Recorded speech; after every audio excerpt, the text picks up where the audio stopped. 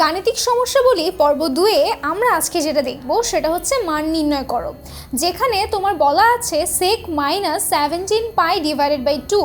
অর্থাৎ আমরা জানি যে sec মাইনাস থিটা যদি হয় সেটা আলটিমেটলি কি হয় বলো তো, সেটা একটা পজিটিভ আউটপুট দেয় যেটা হচ্ছে sec থিটা হয়।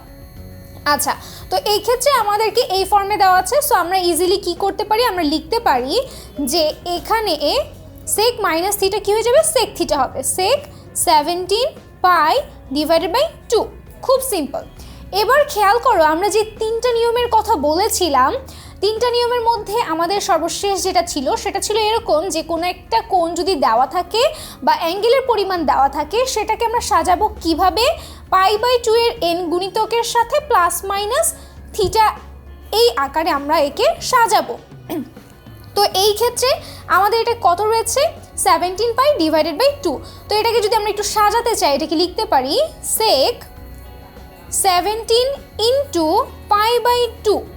লক্ষ্য করো এখানে তুমি প্লাস 0 দিতে পারো মাইনাস 0 দিতে পারো, কারণ তোমার এখানে এই পাই বাই 2 এর পর কতটুকু অ্যাঙ্গেল গিয়েছে সেটা কিন্তু উল্লেখ করেনি, সো আমরা এখানে প্লাস 0 লিখলাম।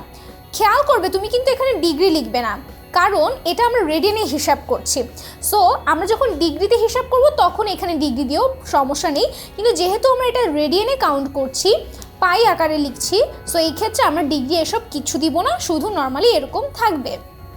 আচ্ছা, এবার দেখো আমি বলেছিলাম যদি পাই বাই 2 এর বিজোড় গুণিতক হয় তখন কি হয়, ত্রিকোণমিতিক অনুপাতটা রূপান্তরিত হয়ে যায়, তাই না? আচ্ছা, তাহলে এখানে sec রয়েছে, সো আর এখানে কি n হচ্ছে 17 মানে বিজোড়, তাহলে এই বিজোড়ের ক্ষেত্রে আমার সেকের যে রূপান্তরিত যে অনুপাতটা সেটা কে হয় বলতো, sec থাকলে সেটা হয়ে যায় cosec। এখন দেখো cosec অ্যাঙ্গেলটা আমি দিয়ে দিলাম cosec 0। এবার লক্ষ্য করো তোমার যেহেতু তুমি এটা চেঞ্জ করে ফেলেছো, এখন কি টার্গেট, প্লাস হবে না মাইনাস হবে এটা দেখার বিষয়, তাই না? তো এটা দেখার জন্য আমাদের কি করতে হবে, চতুর্ভাগে হিসাব করতে হবে।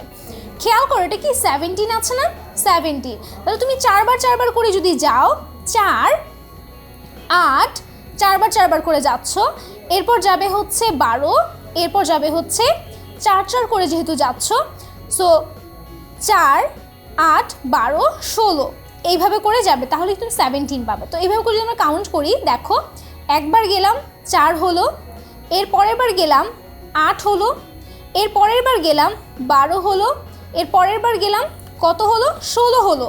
16 হয়ে কোন জায়গায় থাকলো, এই চতুর্থ চতুর্ভাগে থাকলো, তাই না?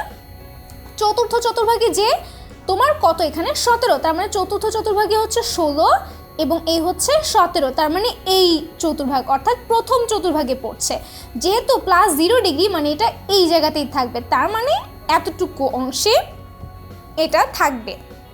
অর্থাৎ আমার এখানে কি হচ্ছে, সেকের যে অনুপাতটা সেটা আসলে প্রথম চতুর্ভাগে পড়ছে, আর আমরা জানি প্রথম চতুর্ভাগে সবগুলো ত্রিকোণমিতিক অনুপাতের মান পজিটিভ হয়, তার মানে cosec 0। এখন আমরা কি জানি বলো তো, cosec 0 এর মান হচ্ছে আসলে অসংজ্ঞায়িত। তো এইভাবে করে মূলত আমাদের যদি কোনো কোণের পরিমাণ দেওয়া থাকে আমরা সেটাকে এভাবে ভেঙে ভেঙে মান নির্ণয় করতে পারি।